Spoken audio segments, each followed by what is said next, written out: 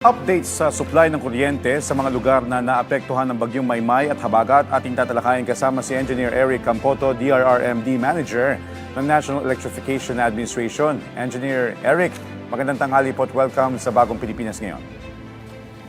Magandang tanghali po sa ating lahat, lalo-lalo na po sa mga kababayan po nating nanonood at nakikinig po ng inyong programa.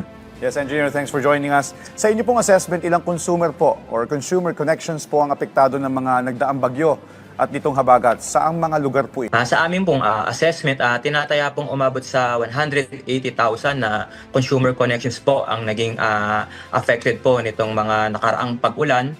Bunsod nga po nitong si Bagyong Maymay at ito pong enhanced southwest monsoon or Habagat. Karamihan po sa mga areas o electric cooperatives po na naging apektado po nitong mga pag-ulan o pagkawala po ng supply ng kuryente ay mga ISIS po na nasa Luzon, particular na po ang Benguet Electric Cooperative sa Benguet, Pelco 2 sa Pampanga, Zameco 2 sa Zambales po, Batelec 1 and 2 sa Batangas at Ormeco po sa Oriental Mindoro. Sir, ano po yung mga agarang hakbang ng pamahalaan para maibalik yung supply sa mga apektadong lugar? Sa mga ganitong sitwasyon po, Ase Kuweng, ay nakahanda po ang mga electric cooperatives, especially ang ating mga line workers na ma-deploy po agad upang mabilisan po ang pagbalik po ng supply ng kuryente sa mga lugar po na nawalan po ng kuryente. At naka-standby din po ang tinatawag po nating task force kapatid kung saan ang ating mga ECs na hindi apektado po ng kalamidad ay nagpapadala po ng kanilang mga contingents upang makatulong po sa affected electric cooperatives po na kailangan po agarang balik po ang supply po ng kuryente. Meron din po kaming binibigay po na calamity assistance po sa mga electric cooperative po na maaaring ma-damage o masira ang kanilang mga distribution lines kung saan matutulungan po natin sila na maibalik po ng mabilisan o maitayo po ang mga linya po ng kuryente na natumba po nitong mga nakaraang pag-ulan po buhat po ng bagyong Maymay at Habagat. Engineer, follow-up lang po, kailan po ba inaasahang maibabalik ang supply ng kuryente dito sa mga na-mention po ninyong mga apektadong consumer connections? Kung maayos po yung mga lugar na especially po yung mga na-landslide po, especially sa mga bulubundugan at sa Cordillera po at ang mga lugar po na binaha at tinitiyak po natin na maibabalik po ang supply ng kuryente sa mga apektadong lugar within this week po. Lalo na po kung maging mabuti at maayos na po ang weather po natin, mas tinitiyak po ng mga electric cooperatives at ng NEA po na itong mga bago po matapos po itong linggo ay maibabalik po ang supply ng kuryente dito po sa mga apektadong lugar po. Okay, Engineer, kumpirmahin lang namin sa electric cooperatives po, lalo po dito sa Luzon, ilan pa po ang under monitoring at under restoration? Sir Joshua, ngayon po ay may dalawang electric cooperatives na lang po tayong binabantayan kung saan meron na lang po tayong 7,000 consumer connections po na nire-restore po. Ito po ay sa mga lugar po sa Benguet Electric, sa Beneco at isa po ay sa Ormeco po sa Oriental Mindoro. So patuloy naman po ang restoration efforts. Katulad ka nga po ng sinabi ko po kanina, tinatarget po natin na ma-restore po ang nalalabing 7,000 po na consumer connections within this week po. So Sir Eric, ano pa po yung mga hakbang ng NEA para matiyak naman yung resiliency ng mga electric cooperatives, lalo na sa ngayong panahon ng kalamidad?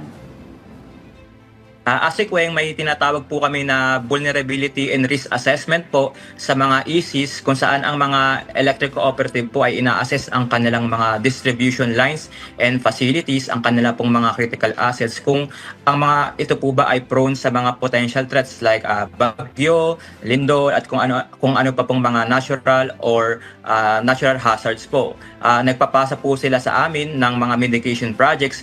Amin pong tinitignan kung nabibigyan po ba ng pansin ng mga ECs yung mga threats na presence doon sa kanilang electric cooperatives, sa kanilang pong asset. At para po, if ever man po na mangyari yung threats po na present sa kanilang lugar, ay hindi po gaanong masisira or masasalanta po ang kanilang mga linya. So, ayun po, at yun po, ang pagpasa po nila ng mga vulnerability and risk assessment ay aming ina-assess at para po malaman kung tama po ba ang pagbibuild ng mga EC ng resiliency projects po.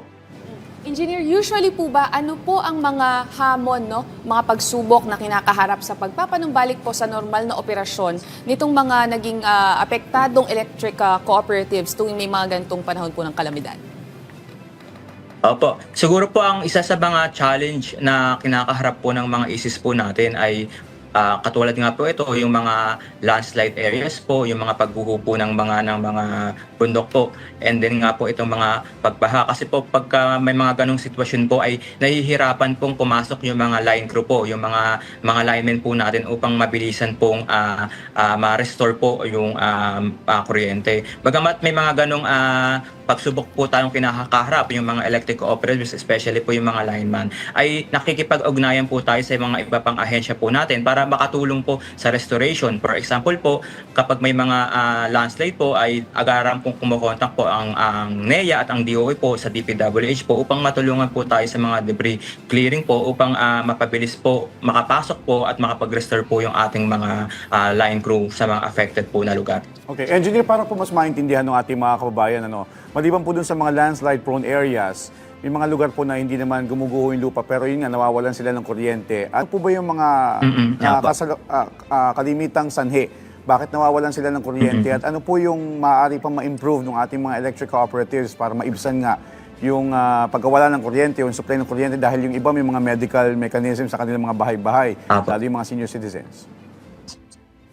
Actually po, bukod nga po doon sa pagkawala po ng supply ng kuryente, bukod nga po sa pagguho po ng mga sa bundok po o landslide, may mga areas din po kasi Sir Joshua na talaga pong binabaha. May mga instance po kasi na talagang sadya nang pinapatay po ng ISIS ang kanilang supply po ng kuryente para po maiwasan po nga po yung mga aksidente po na maaaring dulot po ng pagbaha. Baka po may mga areas po kasi na may mga tao po na mahawakan po yung mga linya po ng kuryente kung saan bilang pag-iingat na rin po ay sadya na pong pinapatay po ng ISIS ang kanilang linya at ibinabalik na lamang po kapag safe na po na mag-restore po ang ating mga line crew.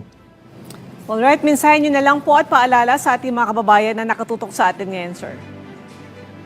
Sa ating mga kababayan po, especially sa ating mga member consumer owners, patuloy po ang restoration efforts na ginagawa po ng mga electric cooperatives po, kasama po ang National Electrification Administration upang balik po at ang supply po ng kuryente sa mga apektado pong lugar. Humihingi lang po kami ng onting pag-unawa at kooperasyon na minsan po may delay lang po sa pag-restore sapagkat inuunat din po namin o iniisip din po namin ang kapakanan po ng mga line workers po na nagre-restore po ng ating mga linya po ng kuryente. At isa lamang rin po na paalaala sa ating mga kababayan na kapag mayroon po tayong mga nakitang mga nakalaylay na linya po ng kuryente o mga naputol po ng linya ay iwasan po natin ito at agad pong i-report sa electric cooperative o sa mga local authority po. At ayun po, lagi lang po tayong mag-iingat at lagi po tayong magmasid at manood po tayo ng mga balita upang maging malaman po natin yung ang nangyayari po sa weather po. At